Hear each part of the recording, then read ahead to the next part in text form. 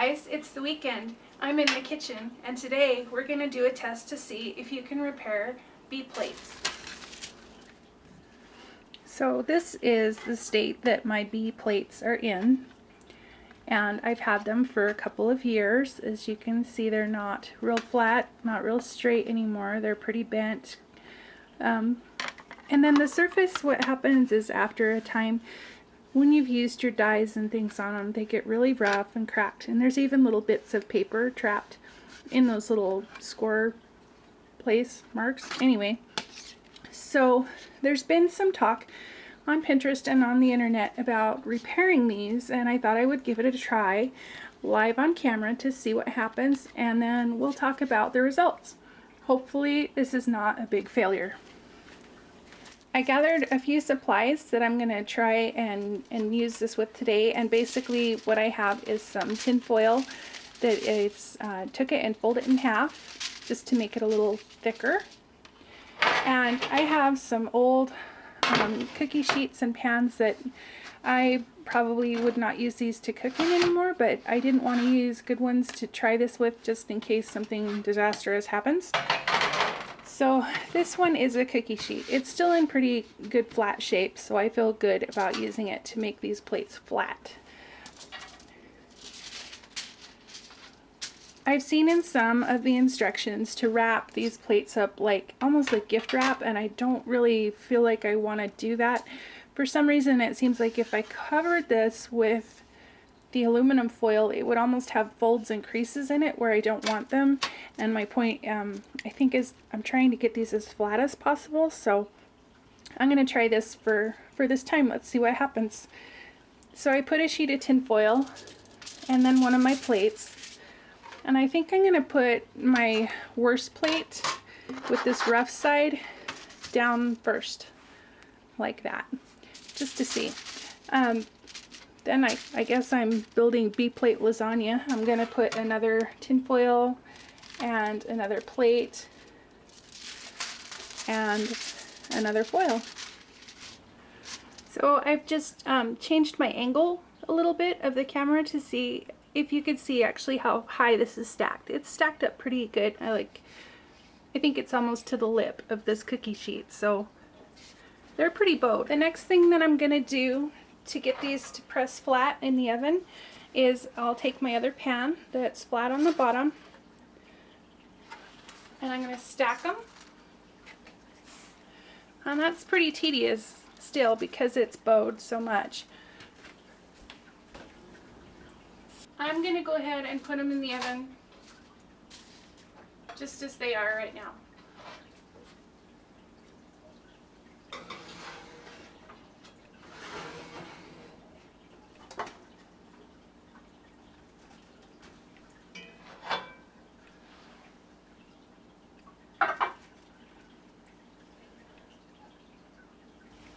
So here's a shot of what's going on in my oven. I've got the cookie sheet and then the square pan, and then I even put another muffin tin, and then on top of that I put an old cast iron skillet. It's really heavy to press it all down.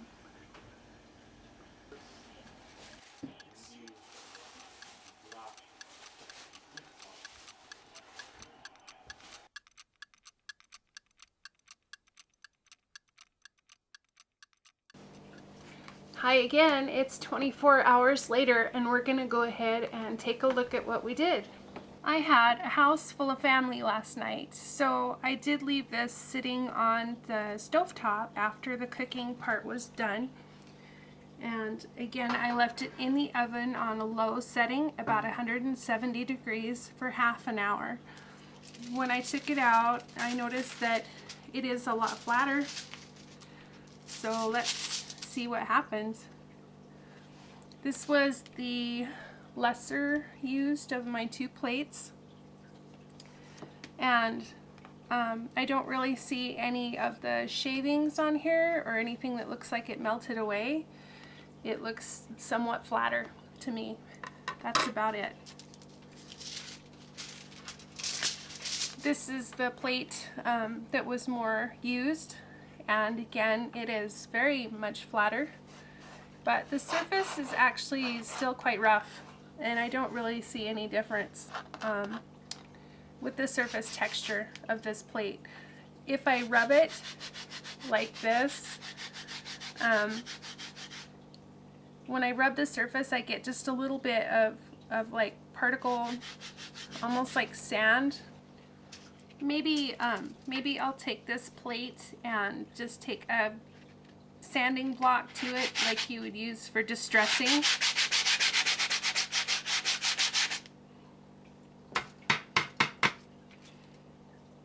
And that gets off just a little bit of, it kind of looks like dust or sand. But again, the texture of this is really not that much improved, to be honest. Next, I think I'll go ahead and run it through the machine just to give it a couple of tests. Here's just a texture, a dry embossing folder, like I would usually run through the machine.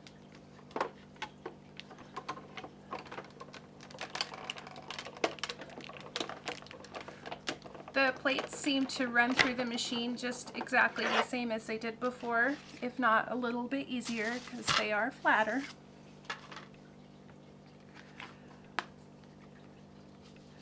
And the embossing is fine. It looks great. Doesn't seem like it's any decreased or what have you from the way it worked before. I'll also give this a run through with the die just to make sure that it still works with that. So I'll put my refinished B plate down.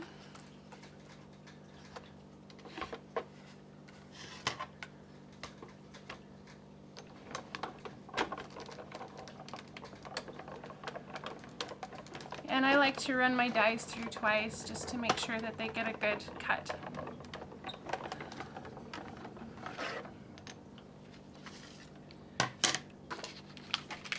And once again, it looks like my refinished plate works just fine. Works just the same as it did before, if not a little better because of the flatness. So here's my final analysis of our experiment today. For improving the shape of your B plates, I'm going to give this tutorial a thumbs up because these plates are much flatter than they were before I started. As far as the texture goes, I'm going to give it a thumbs down because it really didn't improve anything much there. The plates aren't cracked, they're just as transparent as they were before.